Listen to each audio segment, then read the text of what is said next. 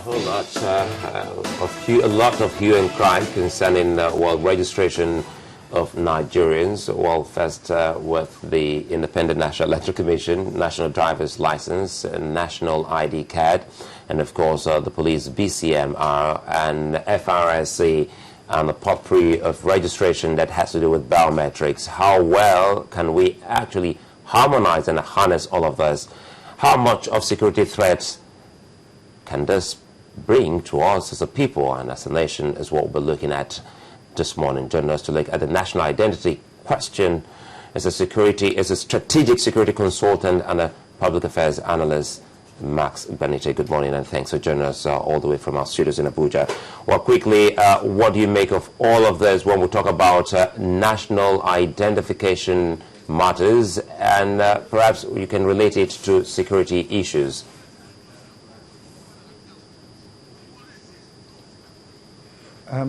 Thank you for having me, Suleiman and Mope and NATO.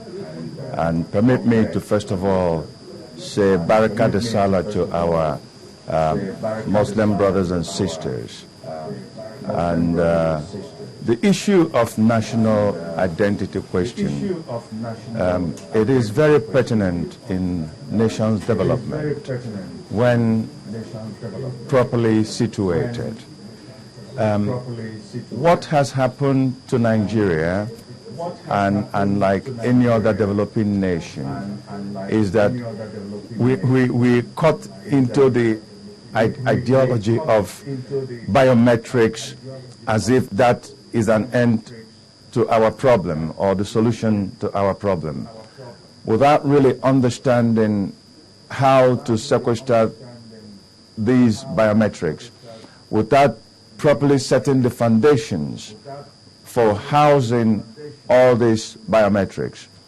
Last time I was in your studio, I made mention of NCC, and I got a very, very harsh text from Mocha insulting my position on that, without him understanding what I am trying to say. I'm not saying that the biometrics or SIM card registration is wrong. I'm only saying that the preponderance to prove that you have registered your SIM card still lies within the consumer. No one was ever issued a receipt for registering their SIM card. Therefore, every other moment you get requests or suggestions from the MTN or Globalcom asking you to come and register an already registered SIM card.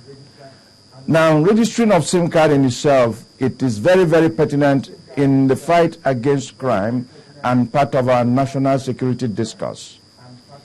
Let me leave that for a moment and come back to the federal road safety, as I had said earlier. The federal road safety in its own way overcharged us. I do not know why a Nigerian should pay 25,000 naira to have his license plate renewed. I do not know why a Nigerian should pay 8,000 naira to have his driver's license renewed. These are political times, and I hope the president is listening to save Nigerians. A Nigerian renewing his driver's license, FRSC can do better if they charge Nigerians a minimum fee of 3,000 naira. And for vehicle identification, again, reduce that. Then you come into what the police has done. The police, under the Constitution, are not a revenue generation agency. The only right the police has in keeping biometrics information is that of the criminals. Anyone who is unfortunate to go through the police system must be fingerprinted, photographed, and that record becomes police record. Innocent Nigerians have no business going to the police to give a different identification and, at worst, paying for it. That is tantamount to asking INEC to charge you for registering to vote, or asking the National Identification Management Commission to charge you for that registration. Now, the National Identification Management Commission is the only agency authorized under the Constitution and by their Act to take biometrics or identity of Nigerians. Therefore, they should be the rightful custodians of these information. Just let me comment here. Have they been doing that? Because when we talk about, well, all of these analysis you've just highlighted now, talking about different agencies that have gone out to do some form of registration for some Nigerians, people would say, well, perhaps, well, that's just to safeguard us as a people and as a nation. But the NIMC, you just mentioned, have they been doing what you expect them to do? Well, the NIMC, as it were, is and will continue to register Nigerians for identification purposes, even bearing the challenges they have in certain communities in the north. But what I am looking to say is a national biometrics or identification housing center that is central, that again removes NIMC from the responsibility of holding all this information as gathered. This national identification housing center must be legislated. There must be a legal backing.